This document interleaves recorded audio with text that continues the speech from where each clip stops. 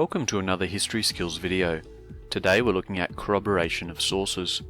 When you are analysing a historical source, it is helpful to discover what information it provides when compared with other sources about the same topic. Finding similarities between multiple sources can be used in your assessment pieces to demonstrate corroboration.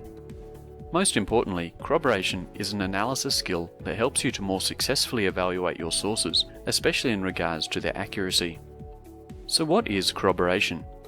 Corroboration is the ability to compare information provided by two separate sources and identify similarities between them. When a source provides similar information to another source, the second source is considered to corroborate the first. Please note that both sources don't need to use exactly the same words in order to corroborate. They can express the same information in different ways and still be used for corroboration. For example, one source might say that a historical personality died before they turned 40 years old, while another source might say that the same person died sometime after their 36th birthday. Even though these two sources express the same idea in two different ways, what is similar is that both sources state that the person died in their late 30s. Therefore, ensure that you read your sources carefully to find information that is similar, even if it is expressed in different ways. Once you have mastered the skill of identifying corroborating sources, you can use it to strengthen your historical arguments, particularly in your written essays.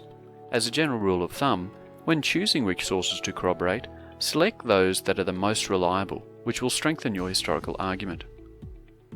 So how do you find corroboration? In order to identify what information is agreed upon by two different sources, use the following steps. Step 1.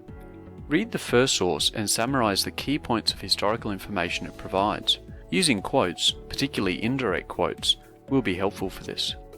Secondly, read the second source and summarize the key points of historical information it provides. Again, using direct and indirect quotes will help here. Thirdly, compare the two different summaries you have written and identify similar information in both lists. Please remember that different sources can express the same information in different ways.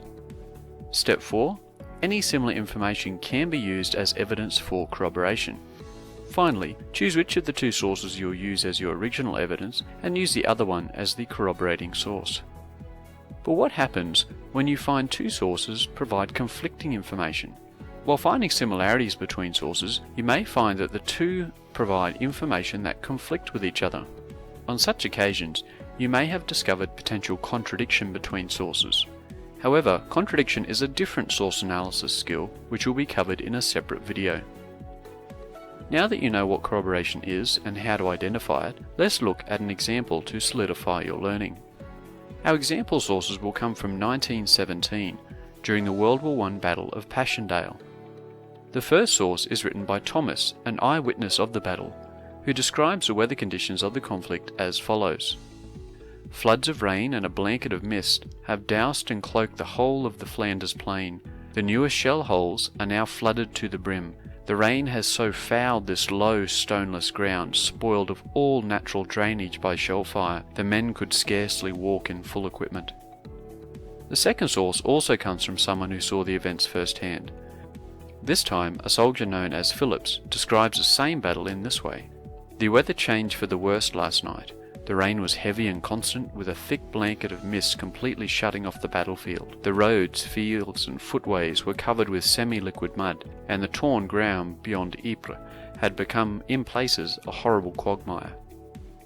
When read together, it is clear that even though they use different words, the two sources describe the weather conditions in very much the same way. Therefore, one source can be used to corroborate the information of the other source. For this example, we can use Phillips' account to corroborate Thomas's description that the battlefield of Passchendaele was flooded due to heavy rainfall. Now you have a better understanding of corroboration, I hope that you feel more confident in your studies. If you need further explanations, examples and advice, head over to historyskills.com and I'll see you next time.